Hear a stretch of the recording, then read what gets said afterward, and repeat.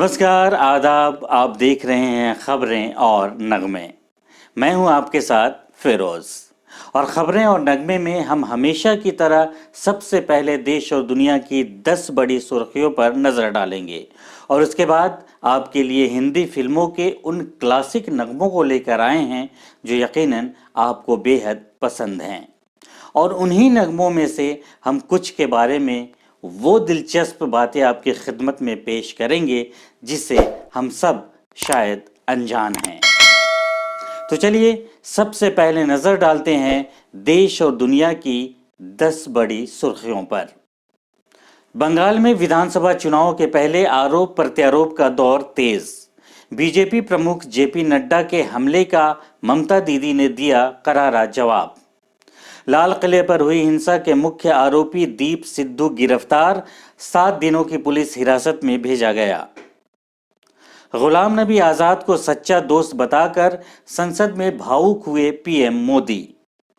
कुरुक्षेत्र के पंचायत में राकेश टिकैत की हुंकार, कहा 4 लाख नहीं अब 40 लाख ट्रैक्टरों की रैली निकलेगी। जाने माने अभिनेता राजीव कपूर का 58 वर्ष की उम्र में हुआ निधन, राम तेरी गंगा मैली उनकी बेहतरीन फिल्मों में से एक। म्यांमार में तख्ता पलट के बाद पुलिस ने प्रदर्शनकारियों पर चलाई रबर बुलेट। अमेरिकी राष्ट्रपति जो बाइडेन का ताज़ा बयान, कहा कि अमेरिका ईरान पर लगाए गए आर्थिक प्रतिबंध नहीं हटाएगा। आखिरकार नीतीश मंत्रिमंडल का हुआ विस्तार, 31 मंत्रियों में 17 नए चेहरे, शाहनवाज हुसैन भी मंत्रिमंडल में हुए शामिल।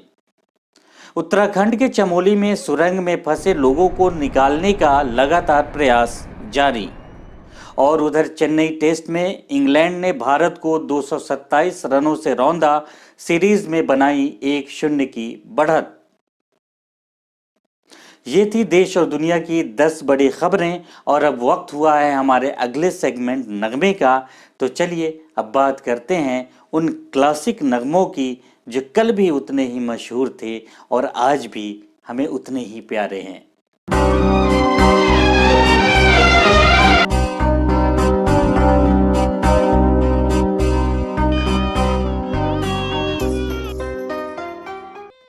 तो नगमे में एक बार फिर आप तमाम नाजरीन का स्वागत करते हुए, इस्तकबाल करते हुए आगे बढ़ते हैं और बात करते हैं 70 के दशक के एक नगमे की और इस नगमे के बनने की कहानी की जो बहुत ही दिलचस्प है। तो आइए अब बात करते हैं 70 के दशक की एक फिल्म की। दरअसल बात है 1961 की, जब निर्देशक S.A. अकबर एक फिल्म बना रहे थे जिसका नाम था छोटे नवाब। इस फिल्म में महमूद, जॉनी वॉकर और हेलन जैसे कलाकारों ने अहम किरदार निभाया था और इस फिल्म को महमूद साहब ही प्रोड्यूस भी कर रहे थे और वो चाहते थे कि एस टी बर्मन साहब ही इस फिल्म का संगीत करें। इसलिए वो उनके पास गए, लेकिन उनको मायूसी ही हाथ लगी क्योंकि बर्मन दा के पास उस वक्त तारीखों की दिक्कत थी। इसलिए उन्होंने इस फिल्म की मौसीकी को करने से मना कर दिया था। उसी रोज महमूद साहब ने देखा कि R.D. बर्मन वहीं पर पास में ही रियाज कर रहे थे। महमूद साहब के जहन में एक बात आई कि क्यों न R.D. बर्मन से ही इसका संगीत करवाया जाए। हालांकि R.D. बर्मन ने उस वक्त तक आज़ादाना तौर पर किसी भी फिल्म में संगीत नहीं दिया था, मगर S.T. बर्मन साहब के साथ काम जरूर कर रहे थे और फाइनली महमूद साहब ने इस फिल्म के संगीत के लिए R.D. बर्मन को ही साइन कर लिया। बतौर संगीत निर्देशक R.D. बर्मन की यह पहली फिल्म थी। इससे पहले R.D. बर्मन ने अपने पिता S.D. बर्मन के सहायक के तौर पर काफी काम किया था, लेकिन स्वतंत्र तौर पर वो पहली बार किसी फिल्म का संगीत देने जा रहे थे। दिलचस्प बात यह थी कि बतौर संगीत निर्देशक अपनी पहली फिल्म के पहले गाने का संगीत जैसे ही उन्होंने तैयार किया, उनके जहन में सिर्फ और सिर्फ लता मंगेशकर का नाम आया। दरअसल वो अपना तैयार किया गया पहला गाना लता मंगेशकर की आवाज में ही रिकॉर्ड करना चाहते थे। पर परेशानी ये थी कि उस दौरान लता मंगेशकर और आर डी बर्मन के पिता एस टी बर्मन साहब में कुछ मनमुटाव चल रहा था।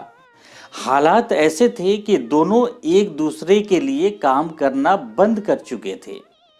ना तो बर्मनदा लता जी से गाने गवाते थे और ना ही लता जी उनके लिए गाने को तैयार होती थी, और ये सिलसिला काफी समय तक चलता रहा। इस मनमुटाव की कहानी जानने के बाद भी आर डी बर्मन ने संगीतकार जयदेव के जरिए अपनी बात लता जी तक पहुंचाई और लता जी इस गाने की रिकॉर्डिंग के लिए तैयार भी हो गई। और वो नगमा था घर आजा घिर आए बदरा संवरिया, जिसे लिखा था शैलेंद्र साहब ने।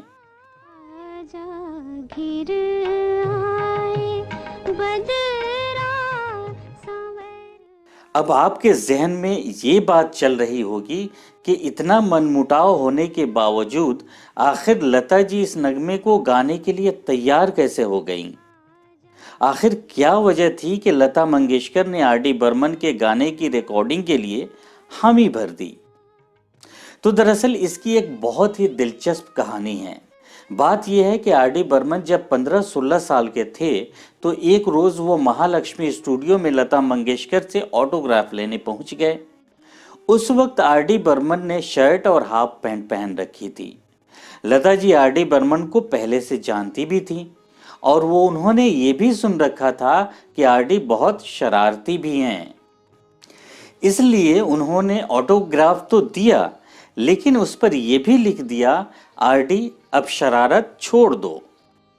और यहीं से आर डी बर्मन के रुख में बदलाव आना शुरू हुआ, जो ठीक 5 साल गुजरने के बाद आर डी बर्मन ने बाकायदा संगीत निर्देशक के तौर पर अपने पहले गाने के लिए लता मंगेशकर से संपर्क किया और लता जी ना नहीं कर पाई और इस नगमे को रिकॉर्ड करने के लिए तैयार हो गईं।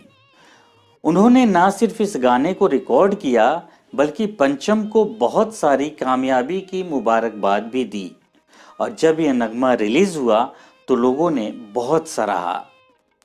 तो आइए देखते हैं इसी नगमे की एक छोटी सी झलक।